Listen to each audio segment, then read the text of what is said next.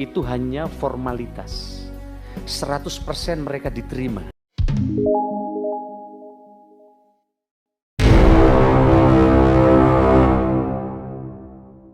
Pegawai honorer habis Juli 2025, semua jadi PNS atau PPPK, amin. Mari kita ingat kembali pernyataan berikut. Itu hanya formalitas. 100% mereka diterima. Halo, apa kabarmu hari ini? Semoga selalu sehat dan bahagia, amin. Pemerintah Provinsi Jawa Barat menyatakan serius menangani persoalan pegawai honorer. PJ Gubernur Jabar B. Mahmudin memastikan para honorer tidak akan kehilangan pendapatan, meski ada kebijakan penghapusan tenaga honorer pada 2025. Kami dari kemarin sudah rapat, yang pasti kami serius menangani hal itu dan yang pasti mereka tidak akan kehilangan pendapatan, kata Jabar B di Gedung Sate Bandung, Senin 13 Januari 2025. B mengatakan bahwa penataan tenaga honorer ini akan dilakukan secara bertahap. Untuk penyelesaiannya, Pemprov Jabar membutuhkan koordinasi dengan pusat, terlebih banyak tenaga honorer yang telah mengabdi belasan hingga puluhan tahun. Lebih lanjut, B berharap seluruh honorer yang belum lulus seleksi bisa terakomodasi pada rekrutmen pegawai pemerintah dengan perjanjian kerja atau PPPK 2024 tahap 2. Diusulkan juga bahwa masa kerja honorer dihitung sebagai poin dalam seleksi PPPK 2024 tahap 2. Kami terus berkoordinasi dengan pusat. Kami ingin tes PPPK ini, kami sampaikan ke kementerian bahwa masa kerja mereka sebagai bobot nilai untuk diperhatikan, ucap B. Jumlah pelamar PPPK 2024 tahap 2 BKD Jabar Sumasna mengatakan untuk tes PPPK 2024 tahap 2 diharapkan diikuti oleh 4.000 dari 27.000 tenaga honorer. Mereka adalah honorer yang pada tes PPPK 2024 tahap 1 dinyatakan tidak memenuhi syarat, TMS, dan tenaga honorer lainnya yang memenuhi persyaratan untuk mengikuti gelombang 2 ini. Jadi yang tahap 2 ini kita mengingatkan kembali untuk mereka yang tidak terpenuhi persyaratan pada gelombang 1.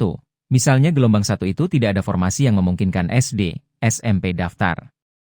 Nah, pada gelombang 2 boleh.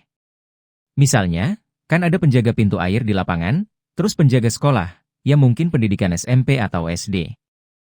Nah, itu kita dorong supaya semuanya bisa terdata, jika tanya.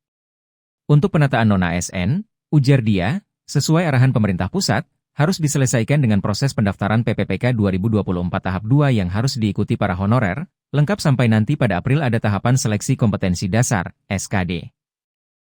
Sampai hari ini yang daftar mungkin 7.000 sampai 9.000 orang. Namun, kami ingatkan lagi ke perangkat daerah agar non-ASN di internalnya semua harus tersisir khususnya untuk yang database BKN. Di sisi lain memang ada juga diperkenankan yang tercatat Dapodik di atas 2 tahun. Tercatat PPG, itu juga diperkenankan walaupun tidak di database BKN yang sebanyak 31.000, ucapnya. Sumasna menegaskan, ke depan tidak boleh ada perekrutan baru tenaga honorer, sebelum yang ada saat ini status karyawannya jelas dan tuntas. Penataan pegawai non-ASN, kata dia, diarahkan menjadi PPPK. Jika tidak mendapatkan formasi, akan diarahkan sebagai PPPK paruh waktu.